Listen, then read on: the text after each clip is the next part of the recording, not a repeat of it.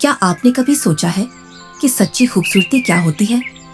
मैं आपको आज एक ऐसी कहानी सुनाने जा रहा हूँ जो आपके दिल को छू लेगी।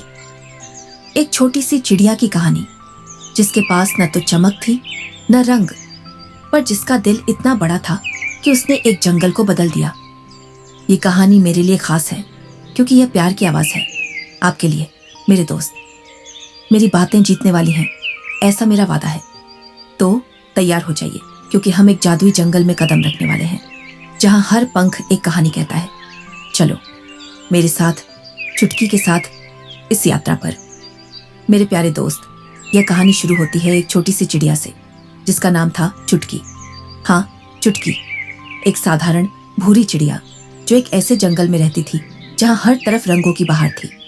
वहां मोर अपने नीले हरे पंखों को फैलाकर नाचते थे, तोते लाल और पीले रंगों में चहकते थे, और सुनहरी चीलें आसमान को चमकाती थीं।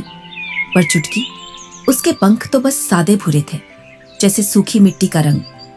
बाकी पक्षी उसकी सादगी का मजाक उड़ाते थे।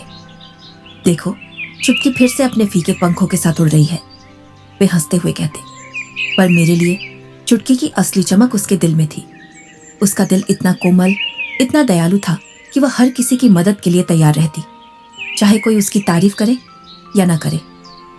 एक दिन उस जीवंत जंगल में कुछ ऐसा हुआ जो सब कुछ बदल गया। एक भयानक तूफान आया।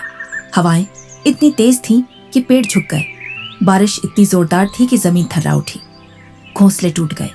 छोटे छोटे बच्चे पक्षी अपने माँ बाप से बिछड़ गए। उस अंधेरे में जहां हर तरफ अफरा तफरी थी, बाकी पक्षी अपने खूबसूरत पंखों को बचाने में लगे थे।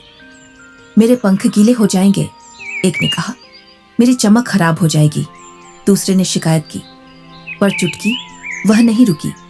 वह बारिश में उड़ती रही, अपने छोटे पंखों को थकान से बेपरवाह फड़फड़ाती रही। उसने टूटे घोंसलों को फिर से बनाने में मदद की। उसने खोए हुए चूजों को ढूंढा, उनकी छोटी चोंच तक खाना पहुंचाया। जो पक्षी उड़ नहीं सकते थे, उनके लिए वह बीज और फल लाई। उसकी हर सांस, हर उड़ान किसी न किसी के लिए थी।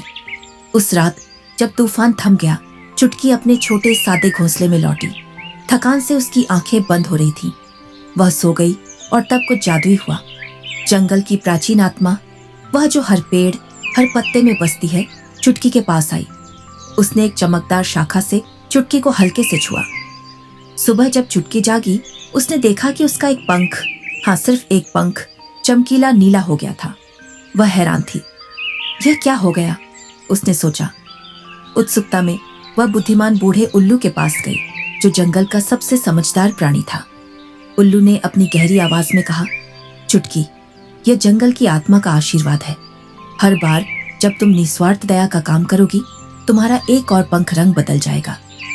और फिर मेरे दोस्त, चुटकी ने वही किया जो वह हमेशा करती थी, दूसरों की मदद। उसने छोटे पक्षियों को उड़ना सिखाया, उनके डर को प्यार से दूर किया। उसने जंगल में खतरे की चेतावनी दी, अपनी छोटी चहक से सबको सचेत किया। जब खाने की कमी हुई, उसने अपना हिस्सा दूसरों को दे दिया। और हर बार उसका एक और पंख रंग बदलता गया।